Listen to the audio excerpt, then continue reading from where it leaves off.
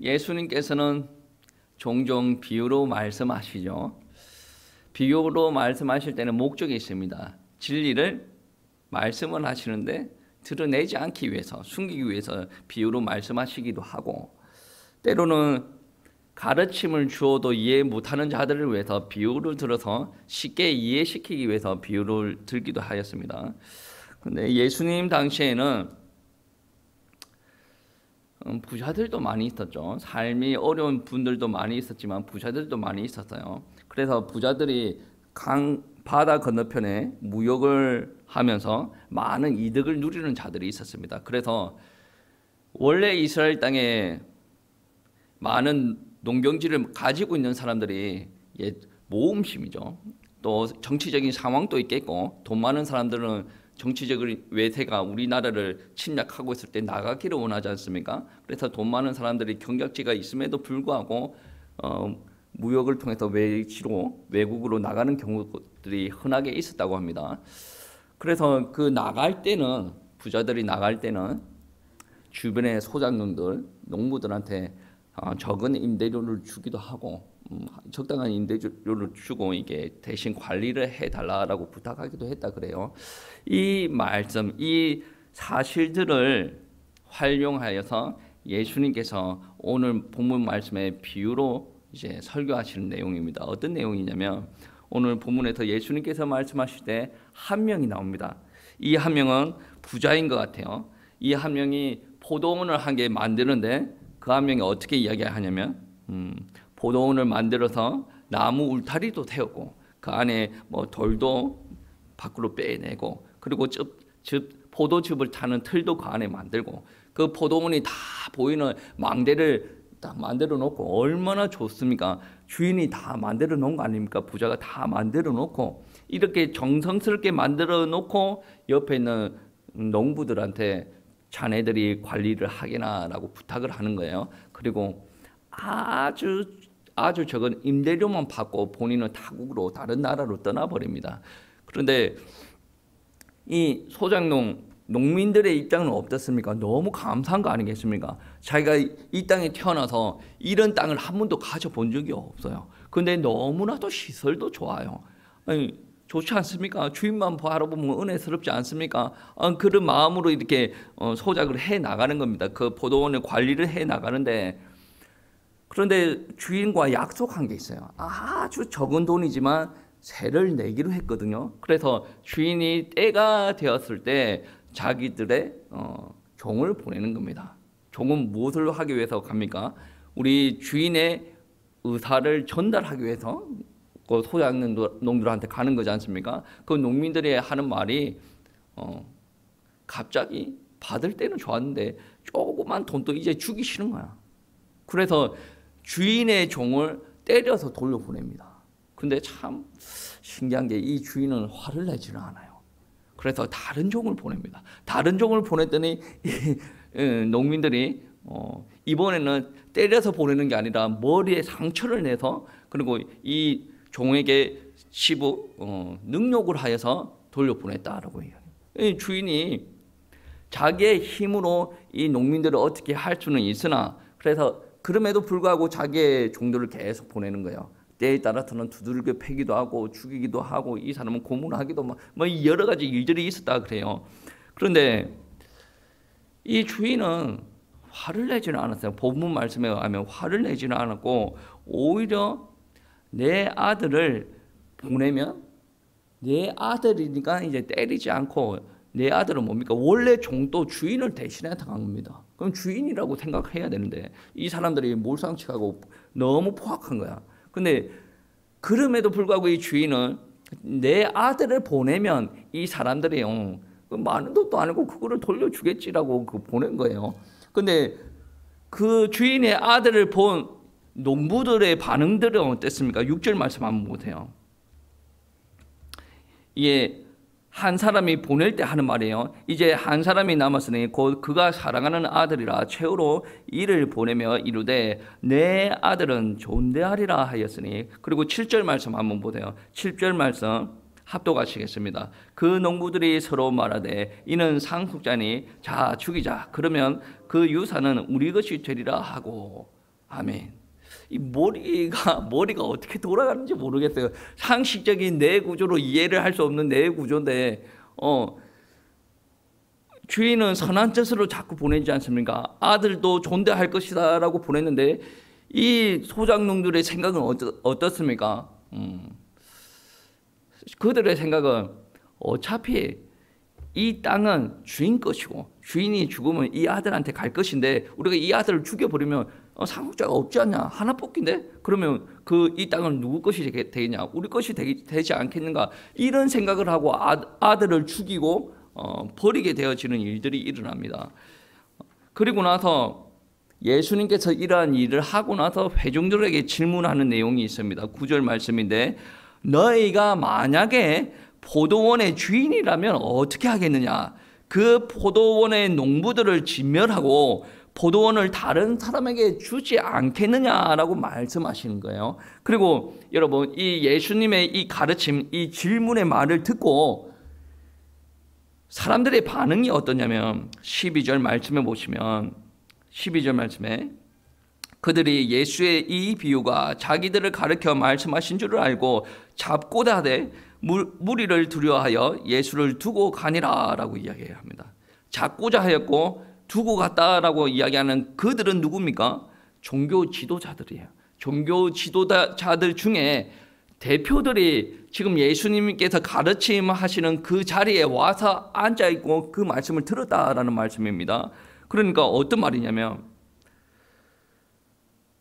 자신들에게 하신 말, 그러니까 이게 지금 누구를 내치고 잡아 죽이고 하는 말이 자기들에게 하는 말인 줄 알았대요. 그 말인 줄 알고 예수를 잡아서 체포하여서 데리고 가려고 했는데 자기만 그 자리에 앉아 있는 게 아니라 여러 사람들이 앉아 있었잖아요. 그러니까 여러 사람들이 앉아 있어서 그 눈이 무서워서 그냥 지금은 내버려 두고 갔다라는 그 말이 드러나 있는 겁니다. 여러분, 구약 시대와 신약 시대를 통틀어서 성경에서 포도원이라고 한다면 이스라엘을 비유를 하는 경우가 종종 있었어요. 이사야 5장 말씀에서도 보면 하나님께서 좋은 포도원을 만들어 놨더니 이 포도원들이 좋은 포도 열매를 맺지 않고 돌포도를 내었다.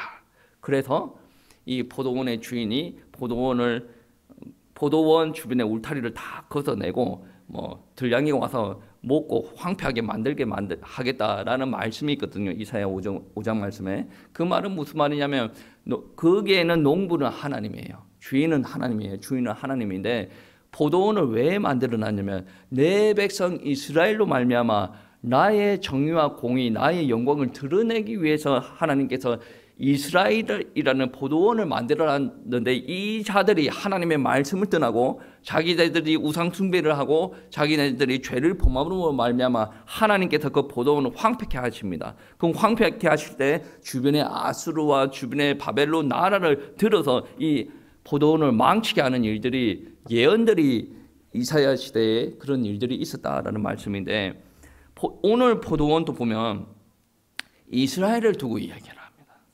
그리고 오늘 포도원의 주인은 누구냐면 한 사람이 나오지 않습니까? 이 한 사람은 누구냐면 이 비유의 말씀인데 한 사람을 하나님을 두고 이야기를 합니다. 하나님을 두고 이야기하기 때문에 그 사람에게는 하나님의 속성이 묻어나겠죠. 여러분 한번 보세요. 우리 이 주인은 아주 관대한 사람입니다. 자기가 땅을 경작을 하고 완벽하게 아름다운 포도원을 정성스럽게 만들어 놓고 누구한테 대여를 합니까? 농민들한테 주지 않습니까? 아주 작은 새만 받고 그 사람한테 주는 겁니다. 그러면 농민들은 어떻습니까? 자기들이 한 번도 가질 수 없는 땅을 가지게 된 거예요. 거의 공짜로 가지게 된 겁니다. 그러면 어떤 게 있습니까? 소작농들, 농민들한테는 너무나도 감사한 거 아니겠습니까? 하나님의 습성이 그런 거예요. 하나님은 이들이 뭔가를 잘해서 주는 게 아니에요. 이들이 어느 정도 저 정도 하면 되겠구나, 맡겨도 되겠구나 믿으니까 맡긴다라는 거예요. 우리들한테도 그런 거 있지 않습니까? 우리가 뭐가 돼서 맡습니까? 아니에요. 내가 역량이 되어서 맡습니까? 아닙니다. 하나님께서 은혜로 우리에게 맡길 거를 거저 주셨다라는 말씀입니다. 소작농들에게 선물로 그냥 주신 거다라는 말씀입니다. 그리고 하나님께서 관대하실 뿐만 아니라 그 농민들에게 인내를 드러내십니다. 여러분 한번 생각해 보세요. 본인이 보냈던 종을 폭행해서 보냅니다. 본인이 보냈던 종을 상해하고 본인이 보냈던 종을 죽여서 보내는 일들이 일어났습니다. 여러분 어때요? 능력이 있는 주인이라면 어떻게 해야 됩니까? 바로 돈이 뭐 자기 주변에 차고 넘치는데 돈을 뿌려서라도 건달들 보내가지고 그들 다 쓸어버리라 이렇게 해도 되는 노릇 아니겠습니까? 능력이 없어서 그런 게 아니라 참으로 끝까지 인내하시는 하나님의 모습을 보여준단 말이에요. 마지막 남은 사랑하는 아들까지 그들에게 보내시는 일들이 일어났다라는 말씀입니다. 여러분, 근데 여기서 한번 우리가 짚고 넘어가야 될 부분은 하나님께서는 우리를 사랑하시고 관대하시고 우리를 위해서 인내하시는 하나님이십니다. 거기서 끝나는 하나님이 아니에요. 오늘 본문 말씀에는 한 가지 하나님을 더 싣고 있는데 어떤 하나님이냐면 심판하시는 하나님입니다.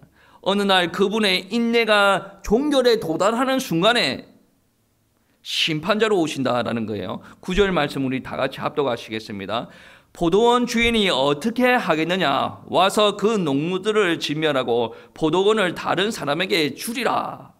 그렇죠. 주리라라고 말씀하십니다. 여러분, 포도원 사람들 정말 악한 사람들이죠. 오늘 말씀에서 보면 종들을 폭행해서 보내고 죽이고 막 그렇게 하는데 그들이 또 마지막에 주인의 아들까지 죽이는 일들도 서슴지 않았다라고 이야기를 합니다. 여러분, 포도원을 관리하는 농부들은 큰 은혜를 받은 것이죠. 자기가 일평생 그 포도원을 누려도 주인처럼 누려도 되는 공간입니다. 그런데 이렇게 주인한테 큰 사랑을 받았음에도 불구하고 그의 안에 무엇이 나오는 겁니까? 처음에는 이 조그만 새를 죽이기 싫어서 종을 죽였어요. 나중에는 주인의 아들까지 죽였습니다. 왜? 이 포도원을 다 가지려고 죽였습니다. 우리는 그래요. 우리가 복된 삶을 살 수 있었던 것은 무엇 때문입니까? 주님께서 우리에게 주셔서 그렇게 살 수 있었던 것인데 오늘 말씀에 의하면 이 농부들이 주인의 말에 불순종함으로 말미암아 결국엔 어떻게 되어진다라고 말합니까? 주인이 와서 심판하신다. 너희를 몰아내고 다른 사람에게 줄 것이다 라고 이야기하는 거 아니겠습니까? 우리들은 하나님 앞에 넘치는 것을 받았어요. 그런데 우리가 지금보다 조금 더 하면서 어떤 마음이 들기 시작하냐면 하나님의 뜻을 저버리게 되어지네. 하나님의 뜻을 저버리게 되어짐으로 말미암아 하나님께서 우리에게 처음 주셨던 뭡니까? 포도원까지도 빼앗아가는 일들이 일어납니다. 여러분, 에덴 동산의 이야기를 아시죠? 에덴 동산은 하나님께서 인간에게 거저 주신 거 아니겠습니까? 그냥 누리라고 주신 거 아니겠습니까? 너희가 할 것은 나에게 예배 드리는 것 그것뿐이다. 거저 주신 겁니다. 그런데 하나님의 뜻을 언제 저버렸죠? 너희는 누리기만 하면 돼. 나만 바라보면 돼. 이게 하나님의 뜻이란 말이에요. 근데 그들이 사탄의 꾀임에 속아서 네가 하나님처럼 될 수 있어. 그 에덴 동산의 주인이 되고 싶은 거예요. 자기가 이 세상 만물의 주인이 되고 싶은 거예요. 이것 때문에 하나님 앞에 버림을 받게 되고 그 전에 느끼지 못하였던 고통 속에서 살아갑니다. 하나님의 사랑이 얼마나 대단하냐면 인간을 처음부터 만들어 놓은 게 아니죠. 인간이 살 수 있는 최고의 환경을 만들어 놓고 마지막에 인간을 만듭니다. 공기를 만들어 놓고 물도 만들어 놓고 어둠과 빛을 만들어 놓고 물고기도 나무도 들짐승도 다 만들어 놓고 난 다음에 사람을 만들어주셨단 말이에요. 우리에게 하나님께서 제일 좋은 것을 주시기를 원하시는 하나님이에요. 우리에게 있는 생명 누구 것입니까? 하나님께서 우리에게 주신 거 아닙니까? 우리가 밖에 나가면 푸른 하늘이 있으면 그 푸른 하늘도 하나님께서 우리에게 주신 거 아니겠습니까? 우리가 좋은 공기로 이제 숨을 쉬고 삽니다. 이거 하나님께서 주신 거예요. 뭐 도시에 사는 사람들은 뭐 제가 생각할 때는 그게 정상적이지 않다라고 보는데 도시에 사는 사람들은 그렇대요. 맑은 공기를 별로 안 좋아한대. 그러니까 도시에 서울에 있으면 매연에 뭐 냄새 있지 않습니까? 기계 뭐 그 미세먼지가 가득한 그 공기를 맡고 싶대요. 도시 사람들은. 저는 이해를 못할 부분들인데 아무튼 하나님께서 맑은 공기, 푸른 하늘, 나의 생명 모든 것을 하나님께서 나에게 주신 생명이다 말씀입니다. 이렇게 풍족한 삶을 누릴 수 있는 것들을 하나님께서 나에게 주셨다라는 거예요. 그 인간에게 처음 주신 게 그건데 인간이 불순종함으로 말미암아 하나님의 말을 어기고 죄를 범하게 되죠. 그러면 하나님과 분리되어서 살아가고 있는데 하나님께서 그렇게 자기 말을 불순종한 그 인간들을 다시금 살리기 위해서 구원자를 보내시겠다라고 약속하십니다. 메시아를 보내시겠다. 그게 어디에 나오냐면 구약 성경에 많이 나오고 있죠. 그러니까 그 메시아를 보내시겠다라는 약속을 하실 때 특별히 이스라엘 백성들을 들어서 그들에게 언약을 주십니다. 너희들을 통해서 죄인들을 살릴 메시아가 오실 것이다 라는 말씀을 주셨습니다. 그런데 이스라엘 백성들은 특별히 자기들에게 은혜 주셨고 자기들에게 이 언약 주신 것을 가볍게 여겼습니다. 그냥 자기들은 선택받은 백성이다. 근데 여러분 선택받았을 때 왜 선택받았는가 알아야 됩니다. 내가 그냥 잘나서 선택받은 게 아니에요. 우리에게 뭔가 사명을 주기 위해서 선택을 하셨다라는 말씀이 되어집니다. 그 선택하신 이유가 뭡니까? 너희들을 살릴 예수 그리스도가 오신다라는 언약을 주셨고 너희 민족을 통해서 그 그리스도가 오시기 위해서 너희들을 선택하신 거 아니겠습니까? 그런데 너희들을 살릴 예수 그리스도가 오셨어요. 말씀이 육신이 되어서 그분이 오셨습니다. 그런데 그들은 이분의 말씀을 듣고 어떻게 반응을 하였습니까? 체포하여서 이분을 죽이려고 계획을 하고 있었습니다. 이것이 바로 이스라엘의 모습이다라는 부분입니다. 여러분, 이스라엘 모습만 이런 게 아니라 오늘날 하나님을 믿는다, 성경책을 믿는다라고 하는 우리들도 이 땅에 있는 그리스도인이라 하나님의 백성이라고 말하는 사람들도 오늘날 오늘 본문의 이 악한 농부들과 크게 다르지 않습니다. 여러분 한번 보세요. 오늘날 교회 다니는 사람들한테 하나님께서 여러분을 축복하십니다 라고 하면 사람들이 흥분합니다. 엄청 흥분해요. 하나님께서 나를 위해서 어떤 일을 이루실까? 하나님께서 너희를 선택하셨다. 엄청나게 흥분해요. 저는 그 사람들을 보고 조금 안타깝다라고 생각해요. 하나님을 너무 모른다라는 생각이 들어요. 여러분 한번 보세요. 하나님께서 여러분을 왜 축복하실까요? 하나님께서 여러분을 왜 선택하실까요? 여러분은 축복에 미친 사람처럼 그렇게 신앙생활을 하지 마세요. 그거는 다 이유가 있는 겁니다. 여러분 하나님께서 그렇게 하실 때는 다 이유가 있습니다. 내가 하나님의 말이 그래요. 내가 너희를 축복하는데 너희는 누구를 위해서 살겠느냐? 그런 게 어디 있습니까? 이쪽 외웠어요. 아브라함을 불렀어요. 아브라함을 부르시고 축복했어요. 아브라함은 자기를 위해서 그렇게 좀 살았어요. 근데 결국은 누구를 위해서 살았습니까? 야곱을 불렀어요. 요셉을 불렀어요. 다윗을 불렀어요. 베드로, 바울을 불렀어요. 결국은 누구를 위해서 살았습니까? 내가 너희를 축복할게. 내가 너희를 부를게. 그러면 너희는 누구를 위해서 살래? 이게 하나님의 뭡니까? 하나님께서 인간을 축복하는 패턴들이다라는 거예요. 그러니까 오늘날 사람은 저는 이렇게까지만 할게요. 하나님 축복해 주세요. 나는 이렇게 일을 하고 있습니다. 하나님 여기 와서 축복해 주세요. 하나님 가정에서도 이렇게까지만 할게요. 축복해 주세요. 이 말이 앞뒤가 안 맞는 거예요. 그 사람들은 성경을 모르는 사람이에요. 왜 하나님의 축복을 기대를 하면서 왜 내가 하고 싶은 대로 살아갑니까?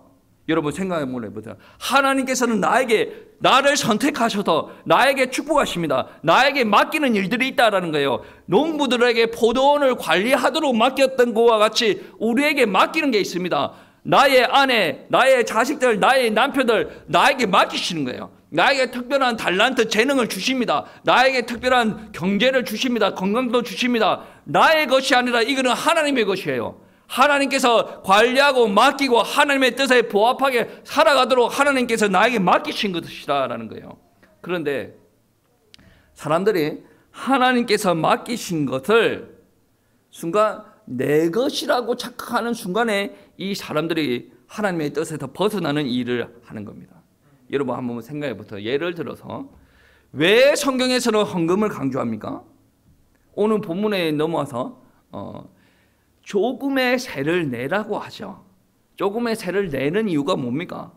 네가 누릴 거를 다 누려. 근데 조금의 세를 내. 그게 무슨 뜻입니까? 너희가 누리고 있다라고 하더라도 이 포도는 누구 거라는 거예요? 주인 거라는 말이에요. 여러분 헌금관에 대해서 여러분을 착각하면 되지 않습니다. 11조를 하는 것에 대해서 나는 대단한 걸 한다고 착각하면 안 돼요. 이 하나님께서 가르치실 때 어떻게 가르치시냐면 내 것 중에 10분의 1을 드리는 거 아닙니다. 나에게 있는 거 경제 다 누구 겁니까? 하나님 것이에요. 그 하나님의 것이 10분의 1을 드리는 것은 이 경제의 10분의 10이 다 하나님의 것입니다.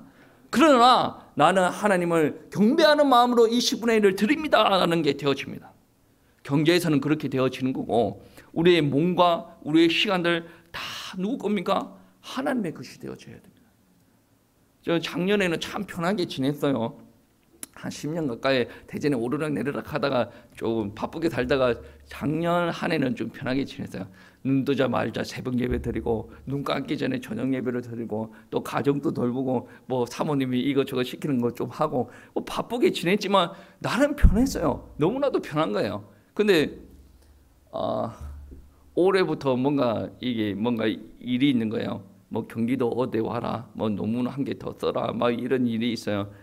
그런 일들이 벌어지기 전에 저는 하나님 앞에 기도했어요. 하나님께서 여기 계속 있으라고 하면 계속 있겠습니다. 그리고 일을 벌리지 않겠습니다. 그냥 제가 욕심을 내서 일을 벌리고 싶은 생각이 없으니까 여기에 있으면 열심히 하겠습니다. 그런 생각이었어요. 근데 하나님께서 이거 하시라 그러면 그거 하고 저거 하라 그러면 저거 하고 어디든 부르시면 하나님 움직이겠습니다. 그런 기도 계속 1년 동안 하고 있을 거예요. 올해 초부터 어떤 일들이 있습니까?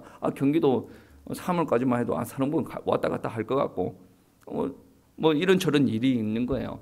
그렇다 보니 저 마음은 뭐가 있냐면 우리 교회를 위해서, 한국 교회를 위해서, 한국의 목회자들을 위해서, 그 이상의 것들을 위해서 내가 조금이라도 쓰임 받을 수 있다 그런다면 얼마든지 왔다 갔다 할 수 있다라는 그런 생각을 가지고 있는 거예요. 어떻게 보면 뭐 포도 저기 어디입니까? 부산의 김문우 목사님 메뚜기도 한철이다 막 그렇게 하는데 지금 저의 건강 상태를 보면 5년을 못 버틸 것 같다는 생각이 들긴 하는데 아무튼 하나님께서 주시는 대로 움직일 생각을 가지고 있어요. 그러면 저는 육신적으로 생각하면 뭐가 있냐면 이미 가정도 있고 이미 목회하는 교회도 있고 이미 뭐 사람들이 부러워하는 그런 학위도 있고 이제 나는 다 장착을 했단 말이야. 그러면 나는 이제 지금은 나의 삶을 누리기만 하면 된다는 거지. 이런 삶을 하고 있으면, 이런 생각을 하고 있으면 하나님께서 축복으로 이어지는 것들이 차단이 되어지게 되어 있단 말이야. 그 갈부르기 네 거냐? 내 거 아니거든. 네 가정 그거 네 거냐? 내 거 아니거든. 그 학위고 네 거냐? 네가 잘해서 받았냐? 아니거든. 하나님께서 이끌어 오신 거 아니겠습니까? 그 네가 가지고 있는 생명 그건 네 거냐? 아닙니다. 제가 곰곰이 생각을 해보면 40년 전에도 한 번 죽었었고 30년 전에도 한 번 죽었었고 이 생명이 내 생명이 아니거든. 이 건강도 내 건강이 아니단 말이야. 그러면 하나님께서 사인 주시고 하나님께서 부르시면 움직여야 되지 않겠습니까? 저는 여러분 어떻게 생각할지 몰라도 저는 그렇게 생각하고 있어요. 그래서 저는 우리 교회도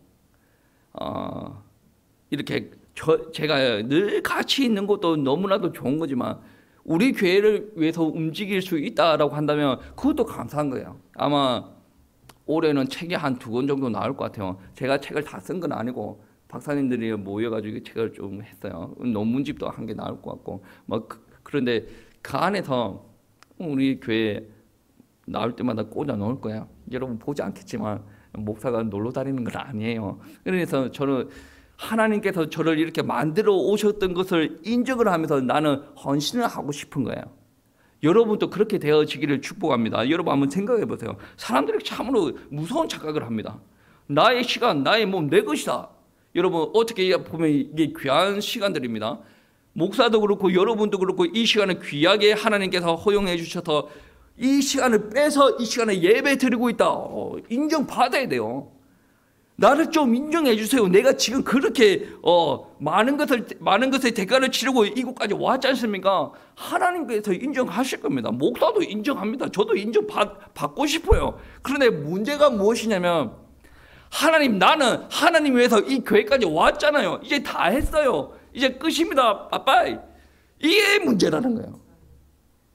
네가 드렸던 그 시간 또 하나님 것이고, 네가 예배 시간에 그 예배 이외의 시간 네 마음대로 살고 있는 거 그것도 하나님의 것이라니까. 네 경계도 하나님 것이고 네 몸뚱아리도 하나님의 것인데 어디 교만하게 하나님이 이거 했잖아요. 그때부터 하나님의 축복이 차단되기 시작합니다. 왜 그러냐면 내 이기심에 하나님의 뜻을 헤아리지 못해요. 하나님의 뜻을 따라가야 나한테 축복의 대로가 다 열릴 거 아니겠습니까? 근데 내가 어느 정도 포지션에 딱 들어섰어요. 제 이야기예요. 움직이기 싫어. 움직이기 싫은데 움직이기 싫어. 정말 내가 소망하는 거 한두 개 받아보니까 움직이기 싫거든. 근데 그게 움직이기 싫은 게 하나님의 뜻인가 나의 뜻인가 알아야 돼요. 하나님의 뜻이라고 움직이지 마세요. 하나님의 뜻이라고 움직여야죠. 근데 하나님의 뜻과 상관없이 내가 내 마음대로 판단한다 그러면 그때부터는 이제 축복의 줄기가 끊어지는 겁니다. 뭐 때문에 축복의 줄기가 끊어지는 겁니까? 우리들의 이기심 때문에 하나님께서 더 이상 닫는다라는 말이에요. 나의 능력 때문에 하나님께서 축복하신 게 아닌데 닫는단 말이에요. 사람은 이기적인 존재입니다. 단순히 이기적인 존재일 뿐만 아니라 반역하는 존재입니다. 오늘 3절 4절 말씀해 보시면 그들이 종을 잡아 심히 때리고 거저 보냈거늘 다시 다른 종을 보내니 그의 머리에 상처를 내고 능욕하였거늘. 그 5절 말씀에 이런 말씀이 있습니다. 또 다른 종을 보내니 저희가 그를 죽이고 라고 이야기를 합니다. 사람은 이기적이고 반역하는 존재입니다. 하나님의 뜻을 반역합니다. 목사도 마찬가지. 목사인 저도 하나님을 위해서 살겠습니다. 많은 그리스도인들의 예배 때 모습 보면 하나님을 위해서 죽을 수 있는 사람 같아요. 주님을 위해서 살겠습니다. 하나님을 위해서 살겠습니다. 그런데 교회 문을 딱 나가다 보면 자기를 위해서 살아. 많은 것을 판단하고 나갈 때 하나님은 어떻게 할까요? 안 물어봐. 그냥 내 상황이 이렇고 그래서 이렇고 내 기준이에요. 그래서 어젯밤에 제가 저녁밥을 차릴 때 제가 많이 못 도와주니까 반찬 조금 하는 거 도와주면서 제가 이런 이야기 했어요. 이번 주 그러니까 오늘 올라가야 되는데 이번 주에 애가공 설교가 있는 거예요. 화요일 수요일 이렇게 설교가 있는 거예요. 이거를 안 갈 수도 없고 제 속으로 그렇게 이야기를 하고 사모님한테 그렇게 이야기했는데 사모님 하는 말이 그래도 가세요. 하나님께서 어떻게 일하실지 모르니까 가세요. 그러니까 내 머릿속에 뭐 복잡한 거야. 이거를 가면 이게 시간이 뭔가 안 맞아. 이게 너무 촉박합니다. 그래서 이제 그런 이야기를 했는데 그냥 열심히 하시고 설교 준비 열심히 하시고 하나님께서 인도하시는 대로 인도 받으세요. 그런 말이에요. 근데 대부분 사람은 뭐예요? 이게 나의 삶이 있잖아요. 내 계획이 있잖아요. 뭔가 있어요. 예배, 선교, 헌신 다 있어요. 근데 내 중심으로 다 차단을 다 시켜요. 왜 그런 줄 아십니까? 하나님 뜻을 안 물어보거든. 물어볼 필요가 없어요. 왜 물어봅니까? 평생 기도를 안 하고 있거든. 기도하면 뭐를 위해서 기도합니까? 나의 축복, 내가 잘 되게 해주세요. 내가 성공하게 해주세요. 그런 류의 기도를 하니까 하나님의 뜻을 안 물어보잖아. 내 성공이 하나님의 뜻과 맞아 떨어집니까?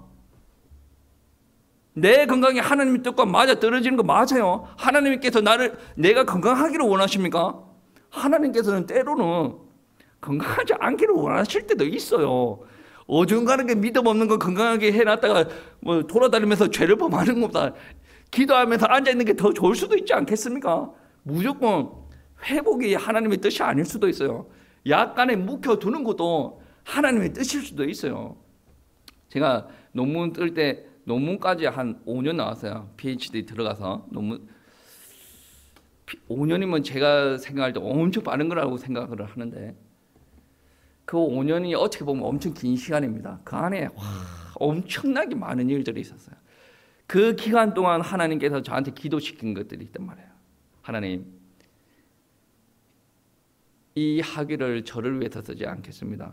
뭐 그게 꼭 나를 위해서 쓰지 않는 것이 그런 거는 말이 없는데 뭐 그때는 그런 이야기가 나왔어요. 교회를 위해서, 목회자들을 위해서, 신학생들을 위해서. 그거는 정말로 여러분 그 구체적으로 이야기하면 여러분한테 다 설명 못해요. 그렇게 그 기도가 끝나고 내가 하나님 앞에 애걸복걸하는 그런 게 끝나고 문을 여시는 거예요. 문을 여시고 그러면 내가 사기꾼이 아닌 이상 기도 한 대로 움직여야 되지 않겠습니까? 여러분. 근데 이게 화장실 들어갈 때는 나올 때는 달라가지고 그렇게 하면 그거를 보고 바로 이기적인 존재, 반역적인 존재라고 이야기를 합니다. 여러분 이기적이고 반역적이면 그때부터 어떤 일들이 일어나는 줄 아십니까? 내가 이까지 왔어요. 이까지 올 때 하나님의 축복을 받아가지고 왔어요. 근데 내가 그때 이기적으로 돌아서는 순간에 내 힘으로 가는 거예요. 하나님 힘으로 왔다라는 고백이 없는 거예요. 오늘 농부가 반역적인 행동을 할 때 어디까지 하냐면 아들까지, 주인의 사랑하는 아들까지 죽이는 일들이 일어났지 않습니까? 여러분. 그리고 나서 예수님께서 또 다른 비유의 이야기를 하시는데 그 다른 비유의 이야기가 무엇이냐면 이것도 10절 말씀입니다. 건축자들이 버린 돌이 모퉁이에 머릿돌이 되었나니라고 표현을 하는 거죠. 여러분, 건축자들이 모퉁이 돌을 버렸어요. 나중에 이 돌이 모퉁이 돌이 되었다. 이 말이 무슨 말일까? 이거는 한국적인 사고를 가지고 있는 사람은 절대로 이해 못해요. 우리 한국에서는 머릿돌을 언제 만듭니까? 만약에 우리 교회가 건축이 되어졌다. 갈보리 교회 머릿돌을 만드는 머릿돌. 2023년 3월 5일 갈보리 교회 이렇게 건축이 되었고 이 돌은 갈보리 교회 건축을 축복하기 위해서 예루살렘 누구 교회에서 기정함. 그 예루살렘에 있는 돌을 가져와서 머릿돌을 박아놨어요. 어떤 겁니까? 머릿돌은 건축이 이루어지고 나서 최고 마지막에 이루어지는 거 아니겠습니까?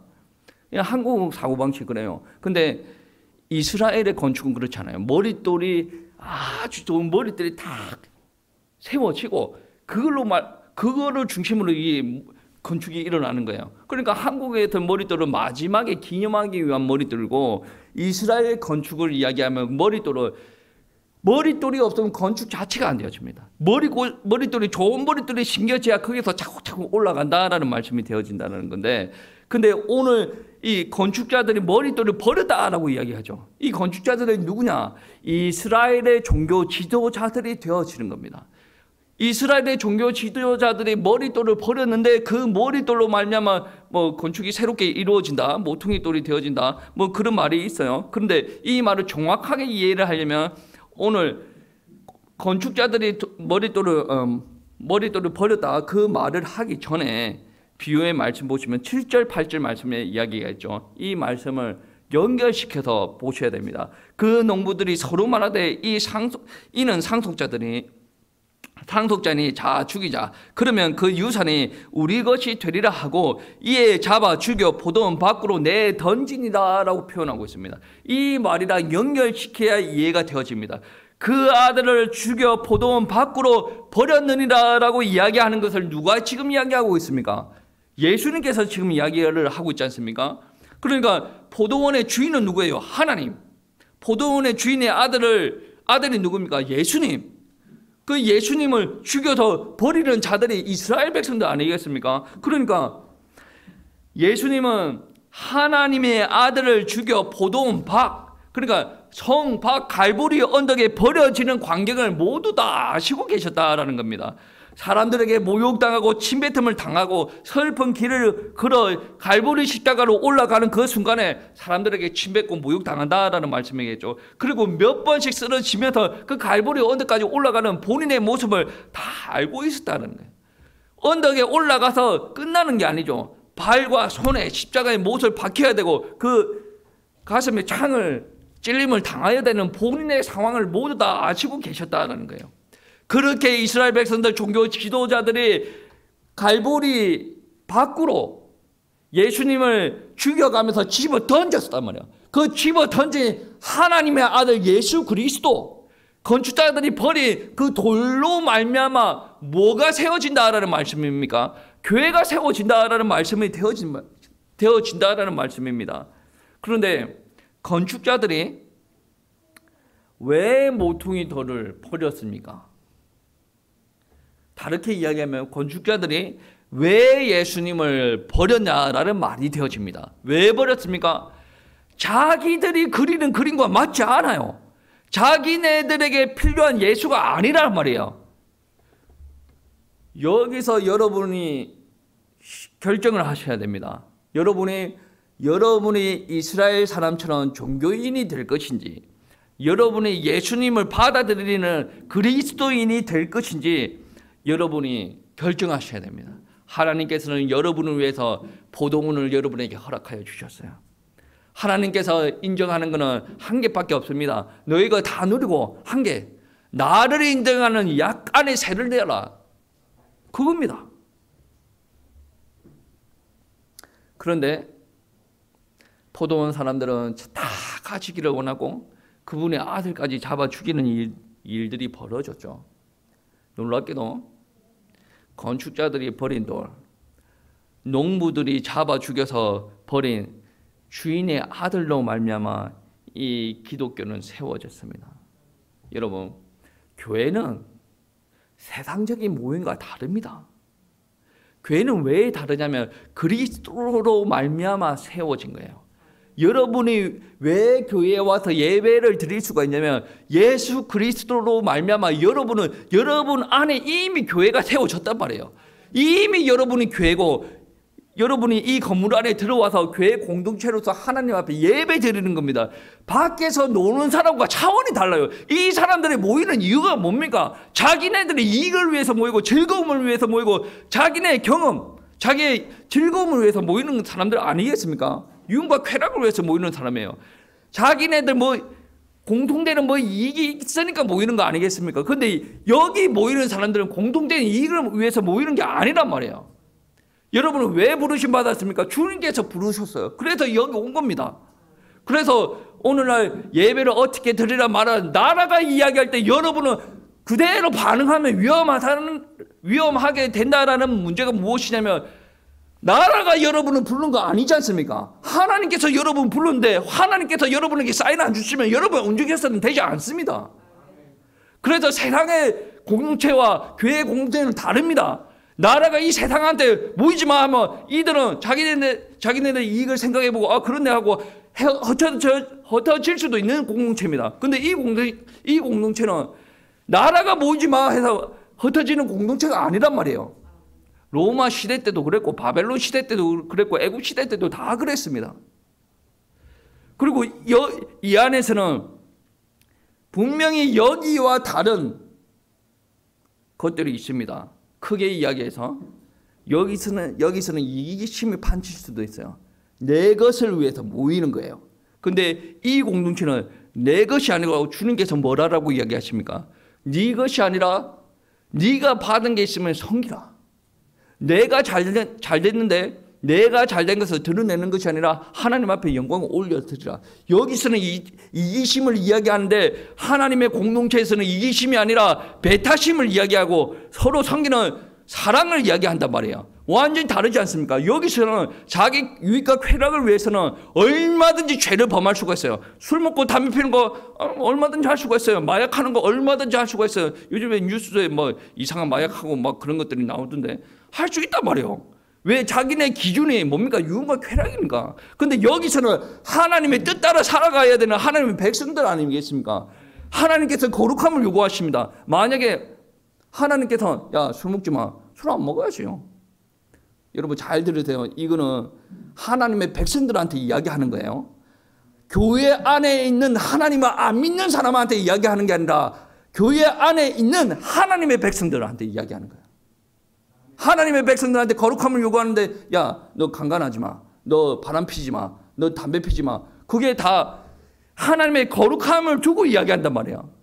이 설교는, 이 부분의 설교는 하나님 안 믿는 사람들한테 전혀 해당되지 않습니다. 그리고 여기 있는 사람들은 똘똘 잘 뭉치죠. 그리고 자기 이익에 따라서 얼마든지 흩어질 수가 있습니다. 때에 따라서는 뭐 둘이 싸우는데 내 속에서 뭐 분노가 일어납니다. 분노가 일어날 때 어떻게 합니까? 치고받고 싸울 수도 있어요. 내 패를 만들어서 분쟁을 일으킬 수가 있습니다. 그런데 교회에서 그런 일들이 일어날 수가 있습니까? 교회에서는 그런 일이 절대로 일어나면 안 됩니다. 교회에서 분명히 갈라지기 시작했다. 뭐 하나님의 뜻에 갈라져서 뭐 새로운 교회 한 개 더 만드는 것도 뭐 나쁘지 않을 것 같은데 시작이 뭐 그런 이런 이유로 말미암아 분쟁이 일어나고 갈라졌다라는 것은 분명히 악한 짓을 누군가가 하고 있는 겁니다. 이 공동체는 두 개가 되어질 수가 없습니다. 하나님께서 한 마음을 주셨고 한 영을 주셨고 한 말씀을 주셨는데 네 생각 다르고 네 생각 다르고 갈라집니까? 다를 수가 있죠. 사는 환경이 다른데. 근데 결국에는 모아지게 돼 있단 말이에요. 내 안에는 계속 분리가 되고 싶어요. 그건 누가 주로 마음입니까? 귀신이 주로 마음이에요. 귀신이 주로 마음은 결국에는 뭐와 연결됩니까? 여기 이기심과 연결되는 거예요. 이 이기심 때문에 하나님께서 계속 내려주는 축복을 자기 손으로 싹 잘라버린단 말이에요. 여러분, 교회는 세상과 달라요. 우리가 세상 속에서 살아가고 있는 사람이지만 나는 세상 속에 있다라고 하지만 나는 세상 사람과 달라요. 시작이 다른 사람이에요. 시작이. 예전에 나는 세상 사람과 똑같이 살았다라고 하지만 지금 내 안에 예수 그리스도가 있으면 세상과 다른 결정을 하고 세상과 다른 삶을 살아야 된단 말이에요. 우리의 출발점은 어디로부터 출발했습니까? 예수 그리스도로부터 출발해요. 과정도 예수 그리스도고 마지막도 예수 그리스도고 나를 이끌어 가시는 분은 누구예요? 예수 그리스도. 하나님께서 이끌어 가시는. 근데 내가 이 속에 있으면서 이기적인 결단을 한다. 여러분 축복에서는 끊어버리는 거예요. 그래서 이 안에도 그런 분들 많지 않습니까? 축복의 대열 아래 있다가 세상이 좋아서 갔다가 도로 돌아오신 분들이 있지 않습니까? 여기 있다가 도로 돌아오신 분들이 또 있고. 여러분 달라야 돼요. 목사도 달라야 되고 성도님도 더 달라야 됩니다. 왜 그런 줄 아십니까? 하나님께서는 여러분을 들어 쓰시기를 원하십니다. 예수 그리스도를 드러내시기를 원하세요. 여러분은 여러분 거 주장하시면 안 됩니다. 예수 그리스도가 온전히 드러낼 수 있도록 여러분 성령 충만하시고 하나님께서 인도하시는 대로 온전히 인도받는 우리 갈보리 교회 성도님들 되시기를 축복합니다.